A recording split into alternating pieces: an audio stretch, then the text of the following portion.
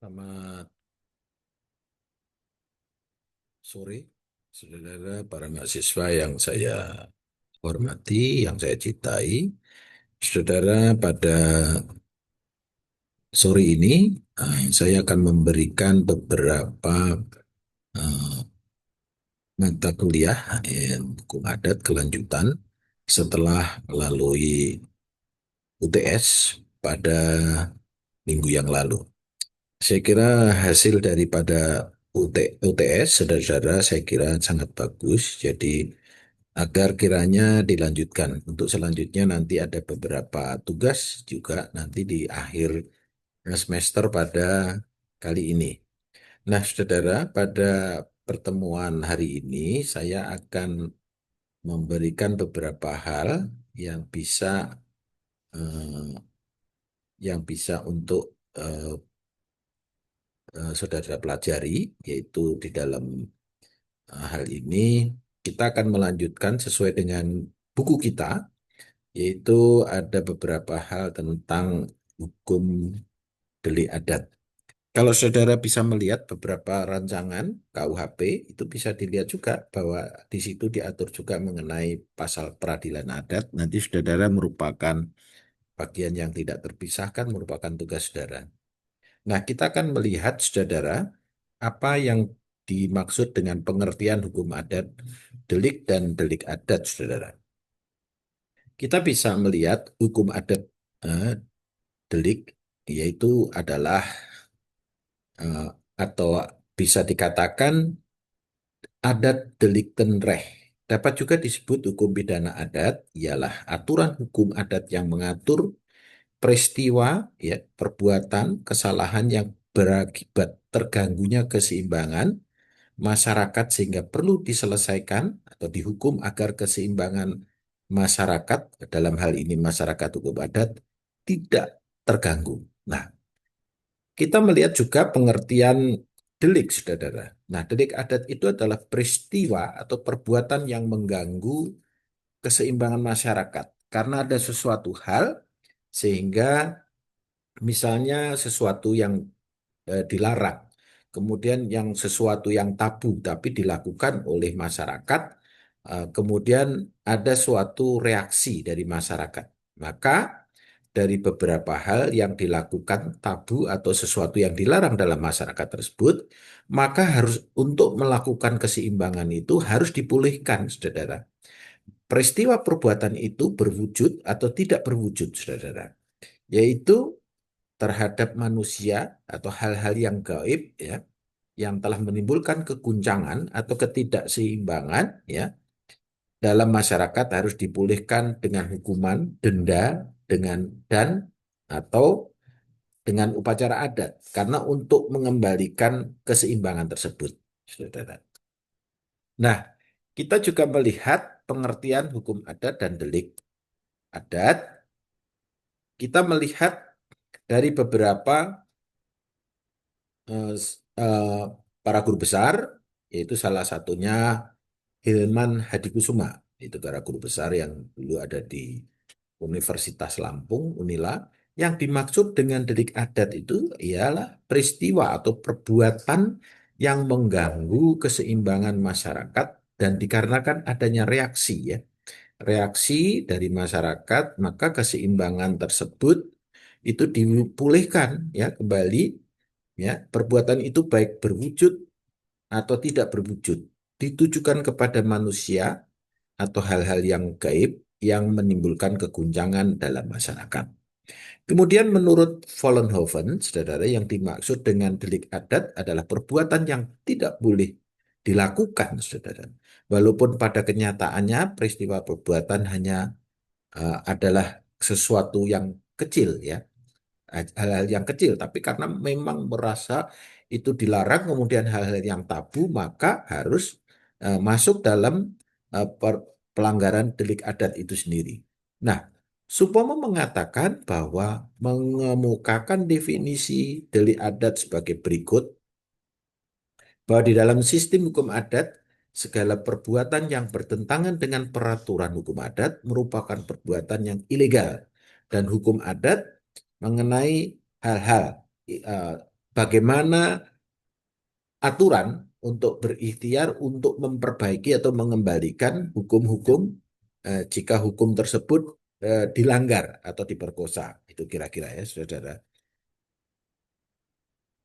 Selanjutnya, kita melihat jenis delik hukum adat itu apa, saudara?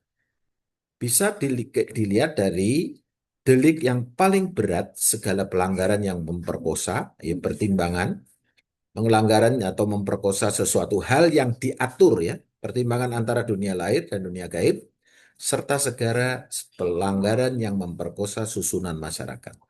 Selanjutnya delik yang menyangkut perbuatan sihir atau tenung, kira-kira saudara. Juga segala kekuatan atau perbuatan yang mengganggu batin masyarakat atau melakukan pencemaran suasana batin masyarakat. Itu sudah merupakan satu delik.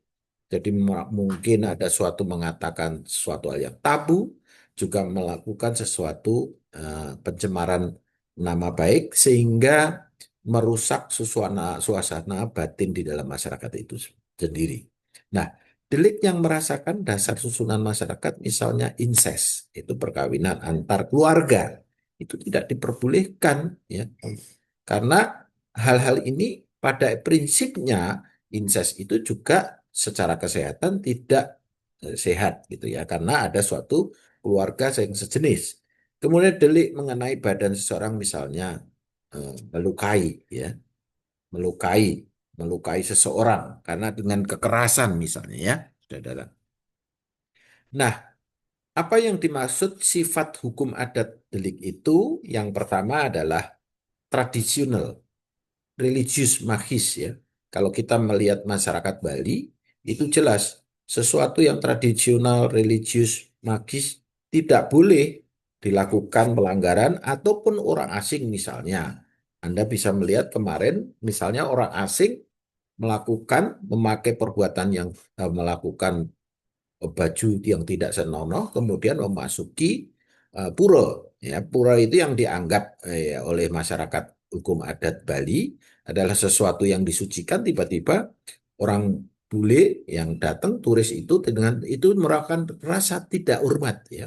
Religius yang dianggap religius magis sangat direndahkan. Kemudian yang berikutnya menyeluruh dan menyatu ya. Juga tradisional religius magis adalah juga sesuatu yang orang luar kemudian tidak menghormati tata tata cara masyarakat hukum adat setempat misalnya. Misalnya memberikan sesuatu pernyataan ya ataupun eh, ada beberapa penelitian yang dilakukan sebuah perguruan tinggi tentang susunan letak rumah dari masyarakat misalnya apa namanya Sunda Wiwitan. Ada salah satu, kemudian dia melakukan menggambar letak dan kemudian mempublikasikan ya. Padahal hal ini tanpa setujuan ketua masyarakat hukum adat itu adalah sesuatu yang tidak boleh dilakukan itu ya. Kemudian pre-existente artinya tidak menganut seperti dalam pasal 1 KUHP ya. Nullum delictum nulla puna sine previa legi punali ya. Itu ada sesuatu yang tidak boleh dianggap sesuatu bahwa tindakan pre-eksistensi ya.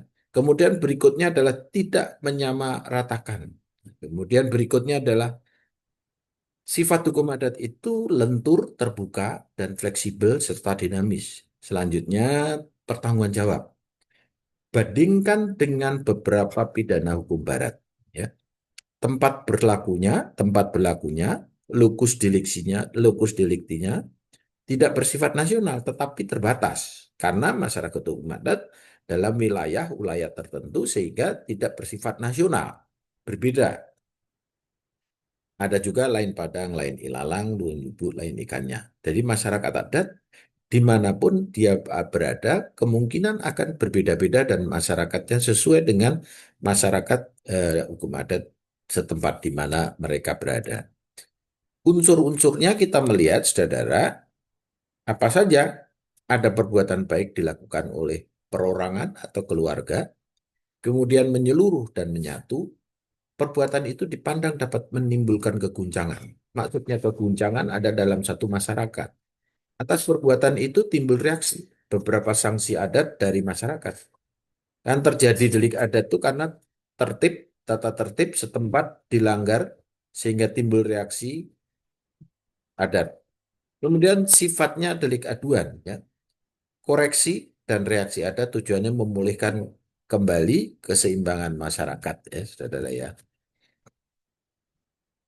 Kapan terjadinya delik adat itu, saudara?